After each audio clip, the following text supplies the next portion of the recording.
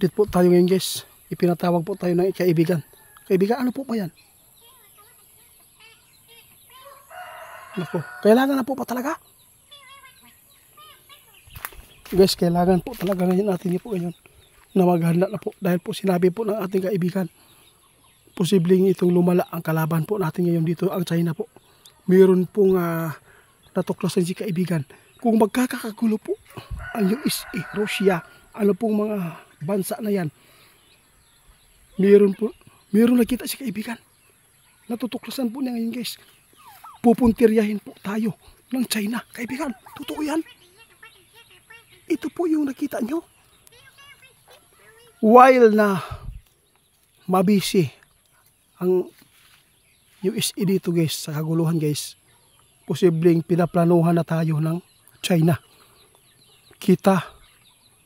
Tayo ang lulusobin ng China. Kung sa tuwing ito ay maghawa-hawaan po ang kaguluhan guys, pinuntirya na po tayo ng China ngayon.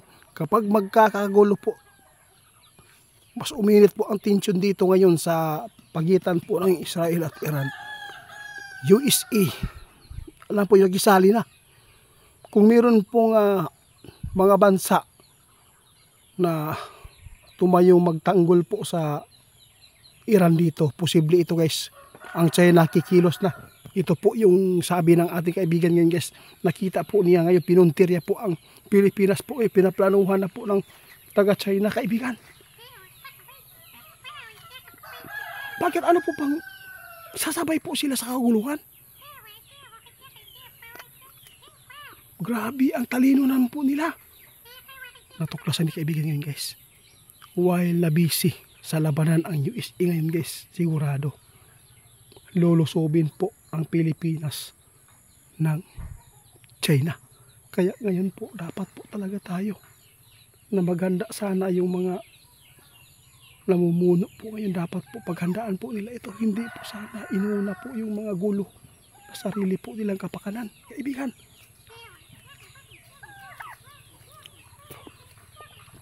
anong mangyayari dito?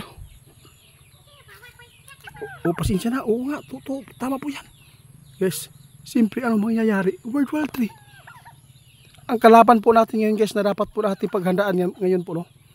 Natuklasan po ni kaibigan, meron na palang plano ang China. Kapag nagkakagulo, naiipit po ang Amerika ngayon sa gulo, posible itong lulusobin po ang Pilipinas ng China.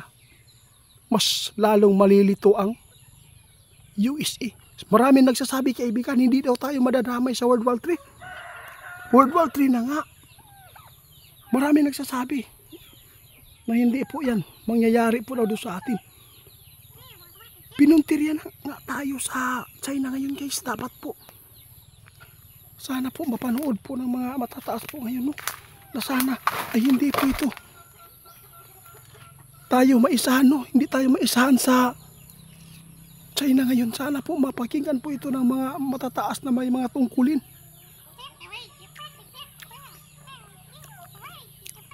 Naku po. Kaibigan, alam po niyo kaibigan, kung hindi po niyo ito sinabi kaibigan, hindi po ito malalaman namin. Guys, nakakatakot itong balita ni kaibigan.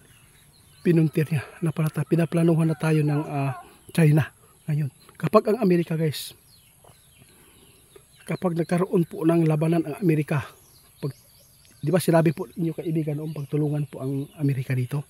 Di ba sinabi niyo? Ang kalaban po dito ay Russia, ha? Ito po yung tandaan niyo. Ang kalabanin po ng China ngayon, kita, wala na. Saan pa tayo magtatago dito kaibigan? Kawawa po yung Manila dito, sentro ng Manila at saka yung mga malalaking syudad dito guys, sigurado pupulbusin yan. Mag-ingat na lang po tayo, no? Bawat isa.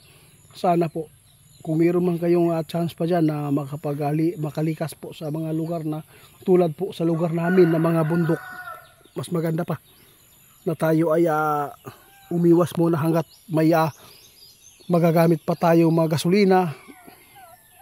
Sa lahat po ng mga tao ngayon na mayroong mga sasakyan, dapat po mag-imbak po kayo ng mga gasolina niyo, no? Krodo, para meron kayong magagamit po kung sa tuwing ay magkakagulo sa syudad, meron kayong magagamit na travel lang malayo-layo na mga lugar na safety lang po. Sana po mapakinggan po ninyo ito dahil sinabi mismo ito ng ating kaibigan. Meron na palang plano ngayon na kung lalaki po ang gulo po sa USA ngayon kasi nakisali naman sila. Kung meron naman po magtatanggol sa Iran, ito ay mahaharap po ng USA. Sigurado guys, titirahin po ang Pilipinas din po sa China. Kasi wala na pong sagabal po sa kanila. Ito po ay yung nakakatakot na balita ng sinasabi po ng ating kaibigan. Ngayon po kaibigan, maraming salamat po sa inyong suporta sa amin. Kaya ako po ay nagpaabot sa inyo ng basta salamat po kaibigan. Oo, ano po ang last po ninyong tugon, no? Last po ninyong panawagan sa mga kaibigan po nating nasa social media po ngayon na makapanood. I-share ninyo ni guys. Kayo may tabo yun ni guys na lalaki ang kaguluhan po sa USA. Madamay gid ta.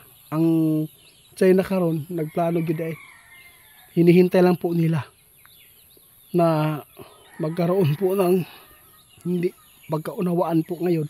Sigurado makakaharap na po talaga ang Pilipinas ng bakbakan dito. So, subukan lang po natin kaibigan kung saan po ang kakayahan po ng Pilipinas ngayon makipaglaban sa ganyan. Sana po yung mga rebelde, no, tutulong na lang. Hindi na lang dapat unay-unay kaibigan. Salamat po sa inyo. Guys, mga damtanin niyo o mga pagkaon.